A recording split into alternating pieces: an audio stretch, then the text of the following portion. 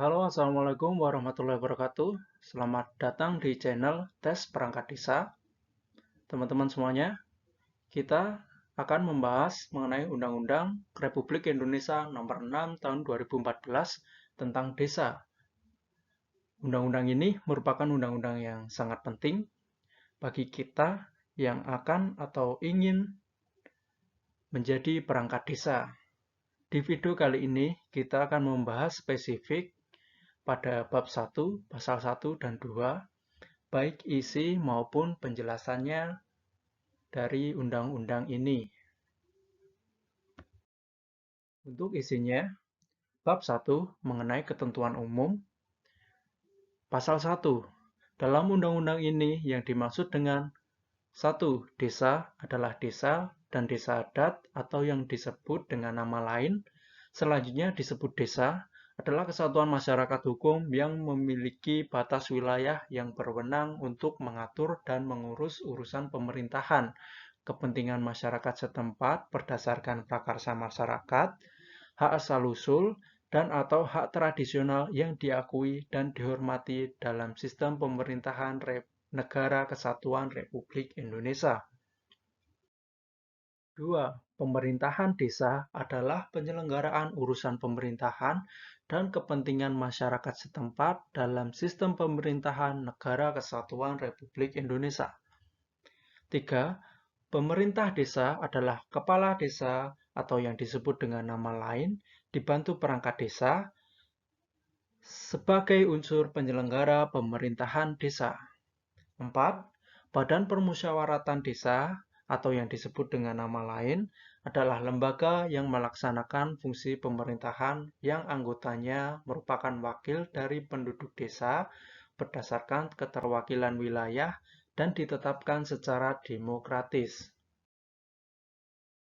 Selanjutnya, berikut penjelasan dari ketentuan umum. Dasar pemikiran. Desa atau yang disebut dengan nama lain telah ada sebelum Negara Kesatuan Republik Indonesia terbentuk.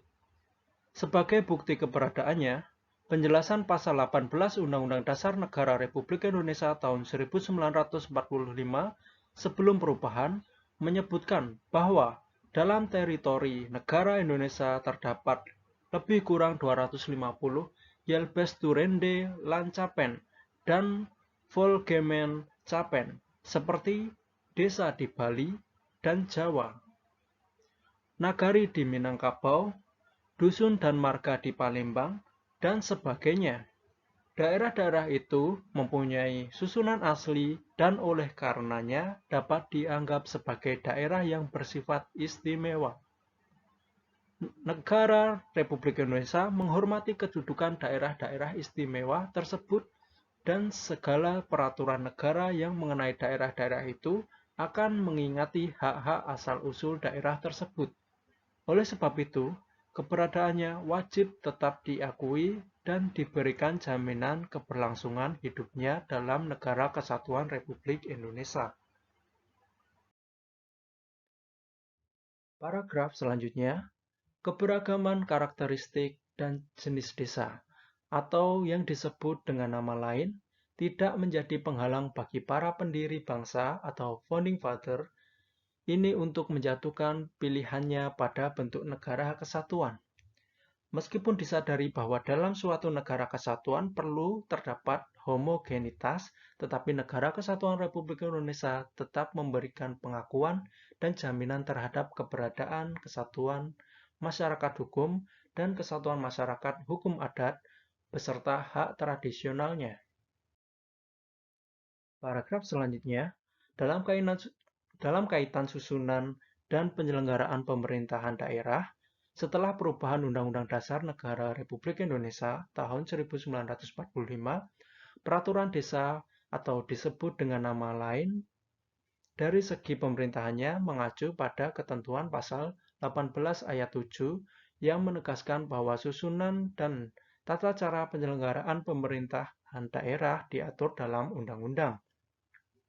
Hal ini berarti bahwa pasal 18 ayat 7 Undang-Undang Dasar Negara Republik Indonesia tahun 1945 membuka kemungkinan adanya susunan pemerintahan dalam sistem pemerintahan Indonesia.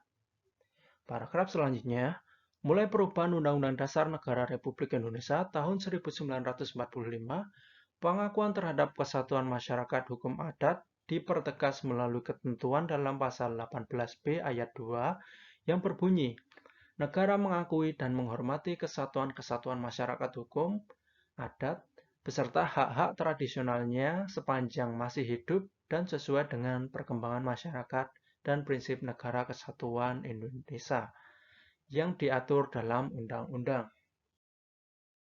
Paragraf selanjutnya. Dalam pelaksanaannya, peraturan mengenai desa tersebut belum dapat mewadahi segala kepentingan dan kebutuhan masyarakat desa yang hingga saat ini sudah berjumlah sekitar 73.000 desa dan sekitar 8.000 kelurahan.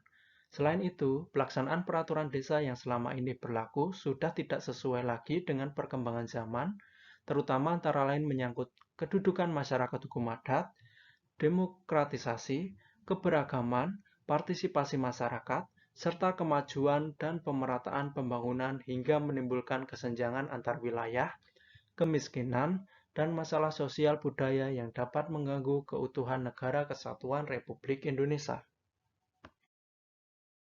Paragraf selanjutnya, undang-undang ini disusun dengan semangat penerapan amanat konstitusi, yaitu peraturan masyarakat hukum adat sesuai dengan ketentuan pasal 18B ayat 2 untuk diatur dalam susunan pemerintahan sesuai dengan ketentuan 18 ayat 7. Walaupun demikian, kewenangan Kesatuan Masyarakat Hukum Adat mengenai peraturan hak ulayat merujuk pada ketentuan peraturan perundang-undangan sektorial yang berkaitan dengan konstruksi menggabungkan fungsi self-governing community dengan local self-government, diharapkan kesatuan masyarakat hukum adat yang selama ini merupakan bagian dari wilayah desa ditata sedemikian rupa menjadi desa dan desa adat. Desa dan desa adat pada dasarnya melakukan tugas yang hampir sama, sedangkan perbedaannya hanyalah dalam pelaksanaan hak asal-usul terutama menyangkut pelestarian sosial hukum adat, peraturan dan pengurusan wilayah adat, sidang perdamaian adat, pemeliharaan ketentraman dan ketertiban bagi masyarakat hukum adat, serta peraturan pelaksanaan pemerintahan berdasarkan hukum asli. Paragraf selanjutnya, desa adat memiliki fungsi pemerintahan, keuangan desa, pembangunan desa, serta dapat memfasilitasi dan pembinaan dari pemerintah kabupaten atau kota. Dalam posisi seperti ini, desa dan desa adat mendapat perlakuan yang sama dari pemerintah dan pemerintah daerah. Oleh sebab itu, di masa depan desa dan desa adat dapat melakukan perubahan wajah desa dan tata kelola penyelenggaraan pemerintahan yang efektif, pelaksanaan pembangunan yang berdaya guna, serta pembinaan masyarakat dan pemberdayaan masyarakat di wilayahnya. Dalam status yang sama seperti itu, desa dan desa adat diatur secara tersendiri dalam undang-undang ini. Menteri yang menangani desa saat ini adalah Menteri Dalam Negeri. Dalam kedudukan ini, Menteri Dalam Negeri menetapkan peraturan umum, petunjuk teknis, memfasilitasi mengenai penyelenggaraan pemerintahan desa, pelaksanaan pembangunan desa, pembinaan kemasyarakatan desa, dan pemberdayaan masyarakat desa.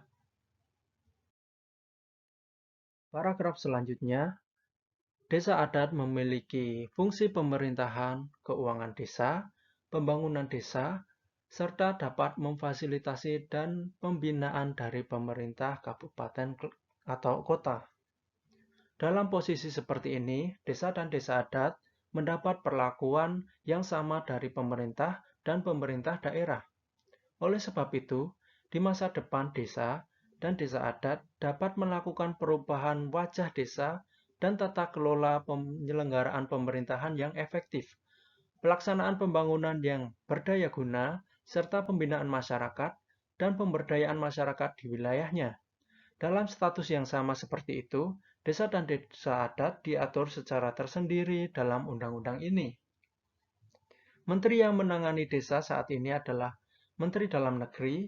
Dalam kedudukan ini, Menteri Dalam Negeri menetapkan peraturan umum, petunjuk teknis, memfasilitasi mengenai penyelenggaraan pemerintahan desa, pelaksanaan pembangunan desa, pembinaan kemasyarakatan desa, dan pemberdayaan masyarakat desa. Demikianlah isi dari Undang-Undang Republik Indonesia Nomor 6 Tahun 2014 tentang Desa, Bab 1, Pasal 1 dan 2, isi dan penjelasannya. Terima kasih sudah menyimak, semoga bermanfaat bagi kita semuanya. Sekian, wassalamualaikum warahmatullahi wabarakatuh.